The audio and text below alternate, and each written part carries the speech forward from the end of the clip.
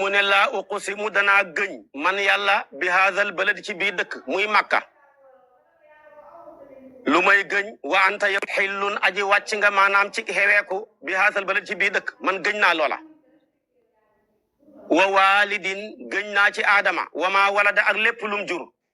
wa walidin gëñ naa ci sayduna Muhammad wa maa walada ak lépp lum jur jawaabu xasam ba nag mooy laqad xalaqnaa bind nañ al insaana xeet doomu aadama fii kabadin ci tatak coono a yaxsabu ndax dafa njortu an naka lay mbir tey mbir lan yaqdira attantit alay ci moom ahadun kenn loolu la foog su ko defee yaqulu ma ngay wax di bàkku ne ahlaktu xalak naa ci noonoo yonantu bi maalan xalal lu badan ju bëri a yaxsabu ndax dafa njortu tey mbir lam yarahu gisul ko ahadun kenn kay alam najaal ndax defuñu loxo ñeel ko ay nay ni ñaari bët walisaanan ak benn làmmeñ wa shafatay ne ñaari tuñ moo tax yàlla ne wa hadaynaahu biral nañ ko naje day ni ñaari yoon ya fa laqtaxama lu taamu jéggi lu taamu mu bëtt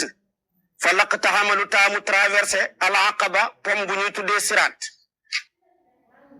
wa ma adraka mal aqaba allahumma salli ala sayyidina muhammad wa sallim salaamaaleykum soppe xarit yi yéen ñi nga ànd ak seen xarit seen soppe Oustaz Ndoye di leen wax ni képp koo xam ne bëgg nga ci tafsirul quran yi numéro bii di daw suuf mën nga ñu ci envoyer message whatsapp incha allahu rabbi di nga ci jot